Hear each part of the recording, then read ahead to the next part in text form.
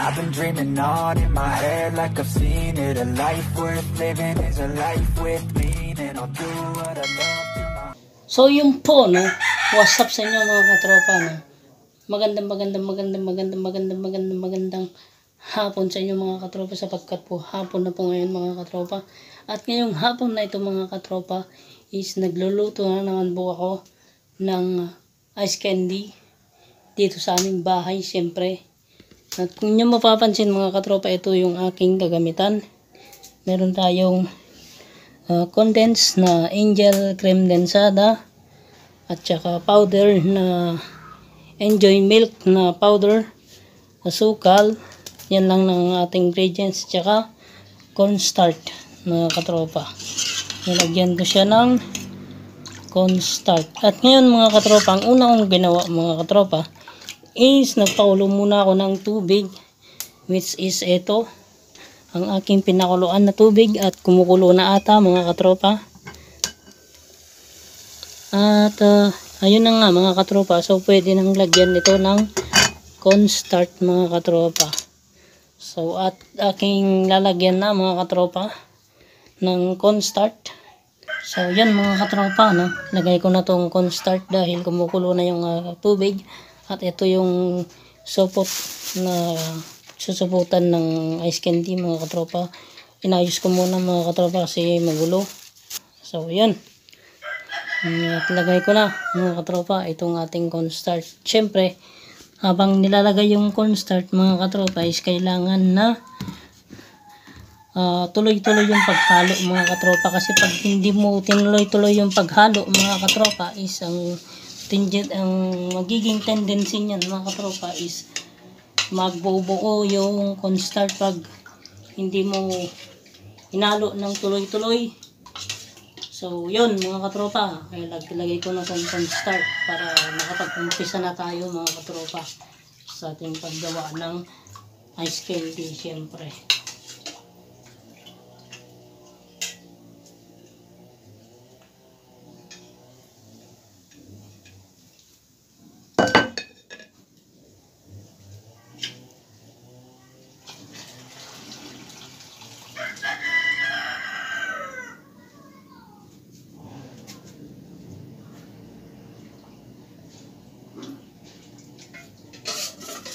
Kailangan matanggal lahat yung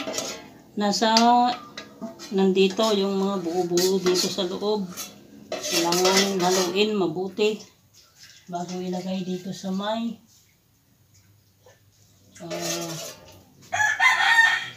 paglulutuhan mga katropa.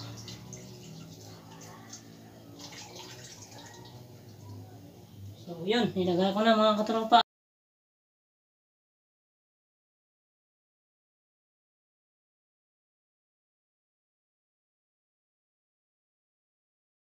Kailangan tuloy-tuloy yung paghalo para hindi magbuo yung cornstarch. So yung ginagawa ko ngayon, nahalo ko ngayon hanggang sa lumapot. Pag lumapot na, pwede na mga katropa, pwede na nating ilagay yung angel creme densada mga katropa. Hindi po yung sponsor mga katropa, no?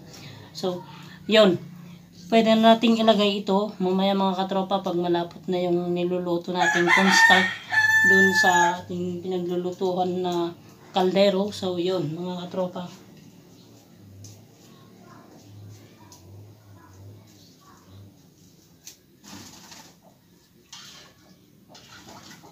At syempre mga katropa, yung ating apoy dapat mga katropa is kailangan medium heat lang mga katropa. Kasi pag high heat mga katropa may tendency na yung cornstarch na nilagay natin is lalampas sa kaldero ng mga katropa. So kailangan medium heat lang mga katropa.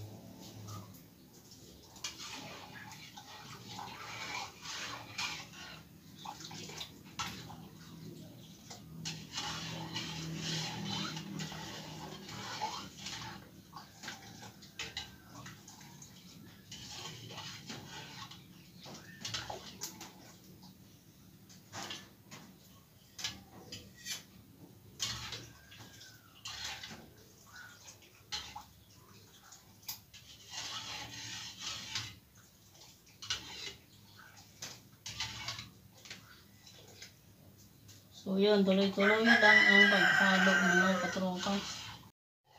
So yun lang mga katropa, ito lalagay ko na dito dahil malapot na yung ating cornstarch. Lagay ko na yung condense dito mga katropa.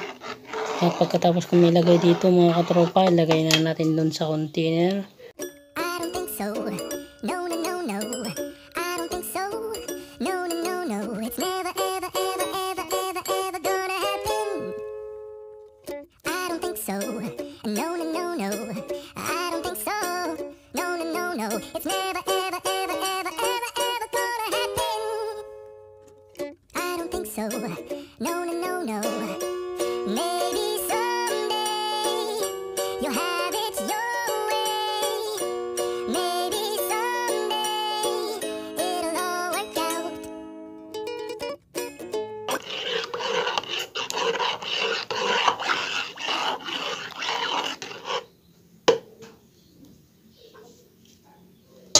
Pwede ko nang ilagay ito doon mga katropa. Ilagay na natin ito dito. So pwede na mga katropa, no?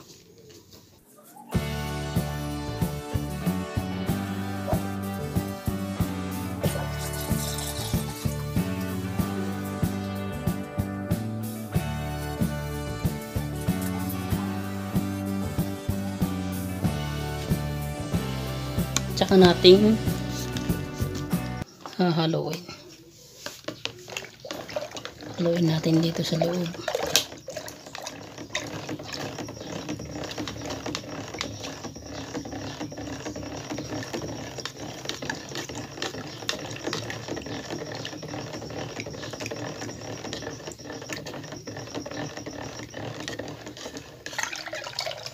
Tapos yan mga katropa, takpan lang natin ng sandali dahil kunin natin lahat yung nandito para hindi sayang. At lagay natin dun sa container.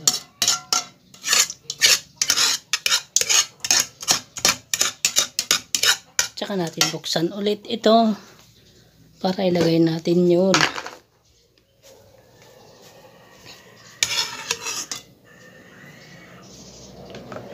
Tamang halo lang mga katropa. Yun, malinis yan mga katropa. Malinis to.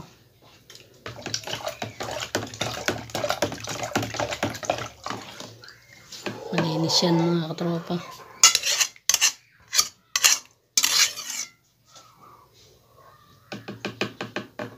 So yun, pwede na mga katropa. Takpan ko to para tapos ito lagay ko dito sa may lababo. Tapos lagyan natin ng tubig.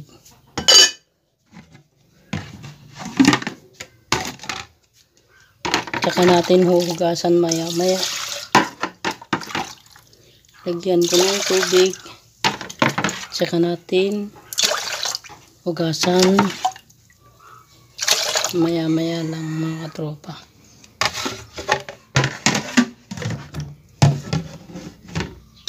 Hugasan natin maya maya lang pagkatapos natin gumawa ng ice candy. So kailangan na haluin muna to. Yan. Haluin ko muna to. Tsaka natin takpan ulit. Tapos wait lang mga katropa. Mayroon pa akong gagawin dyan para hindi sayang yung nasa lata, yung condense nya na natira.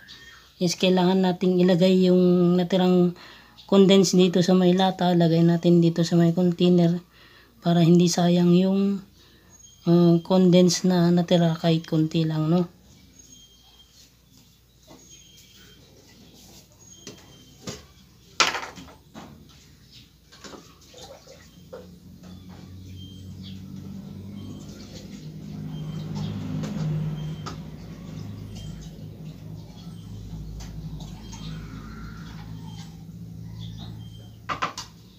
So Ganito yung ginagawa ko mga katropa para hindi masayang yung condense.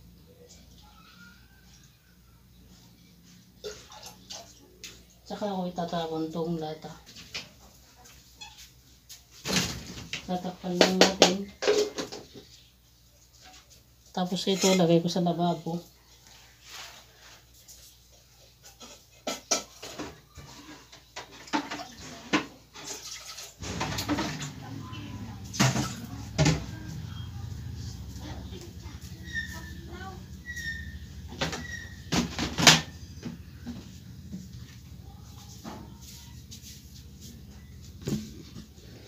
So yun mga katropa, pwede na tayo mag-umpisa na gumawa ng ice candy. Siyempre lagyan ko muna ng asukal dito sa loob niya. At magdadagdag tayo ng konting tubig para hanggang dito sa puno niya mga katropa, para mapuno. Tsaka lalagyan ko ng asukal kasi hindi ko pa nalagyan ng asukal. So kailangan kong lagyan ng asukal.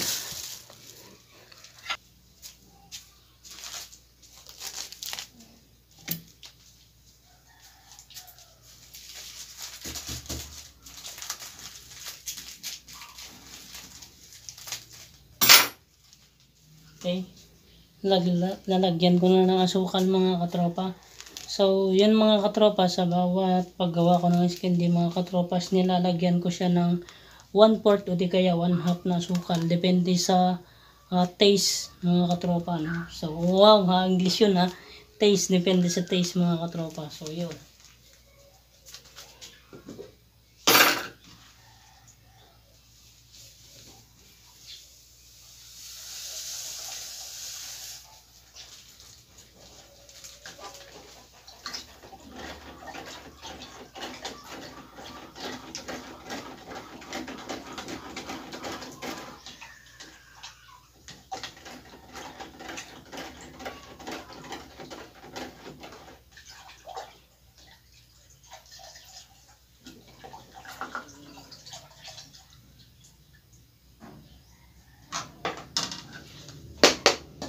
Ulit mga katropa. So yan. So ang gawin natin, ang gawin ko pala kasi ako lang yun nandito, tapon ko muna tong mga pinagkalatan dito sa may basurahan.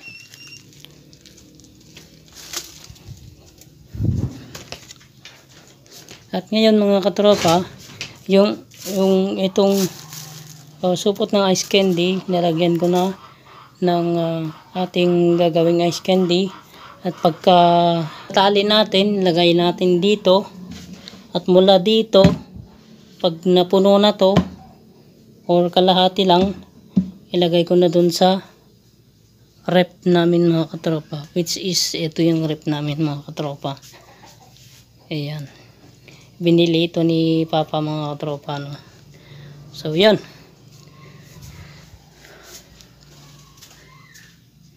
Umpisahan ko na maggawa ng ice candy mga katropa. So yun na nga mga katropa, start na tayo mga katropa, no?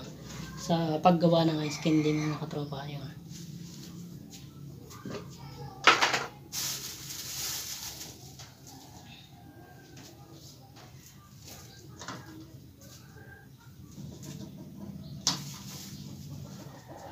Kailangan ihalo muna natin, tsaka natin ilagay dito sa may supot ng ice candy.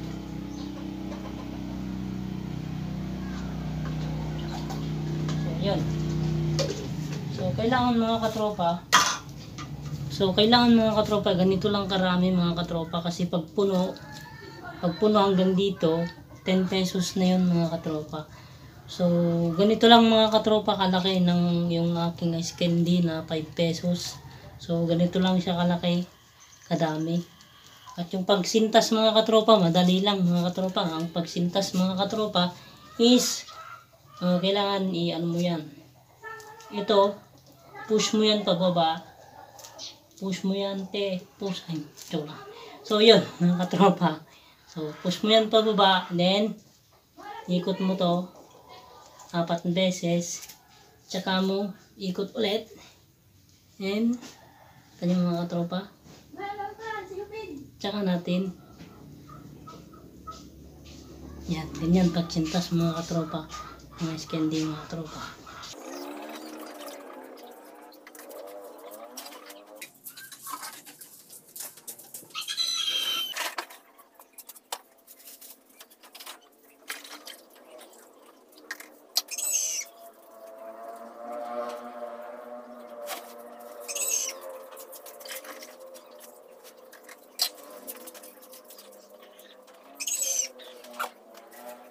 So ayun mga katropa, no, konting update lang. Malapit ko nang matapos mga katropa ang aking ginagawa. So ito mga katropa, at malapit ko nang matapos ang ating ginagawa. At pinapahanginan natin ng konti mga katropa. Pahanginan natin ng konti para yung init mawala. So yun. Ito si mama. No, katropa. So yun na nga yun mga katropa, no? Tapos na yung aking paggawa ng ice candy ngayong gabi. Kasi gabi na po ngayon. Naabutan tayo ng gabi mga katropa dahil sobrang dami nung kanina. At yan, ubos na mga katropa. At ayun, sinipti ko na yung pinaglagyan ko kanina na ice box. So yun, puntahan natin yung ginawa kong, so yun na mga katropa, puntahan natin yung ginawa kong ice candy sa rep. Papakita ko kung gaano karami. Nakagawa tayo ng 138 na piraso ng ice candy mga katropa. So yun, papakita ko sa inyo mga katropa yung ating ginawang ice candy mga katropa.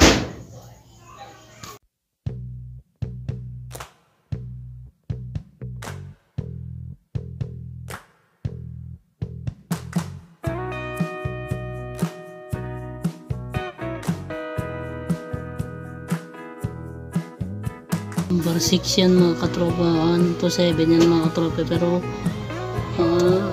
kasi siya yung number 6 mga katropa. At yun na nga yun mga katropa, no? Natapos na tong video na to mga katropa. At kung nagustuhan nyo tong walang kwentang video na to mga katropa, is don't forget to like, share, comment, and mag-subscribe mga katropa. At sa mga gustong mag-unsubscribe mga katropa, pwede rin. So yun mga katropa, hanggang dito na lang tong video na to mga katropa. Don't forget to like, share, comment, and subscribe mga katropa. Peace out, power, payaman, peace out.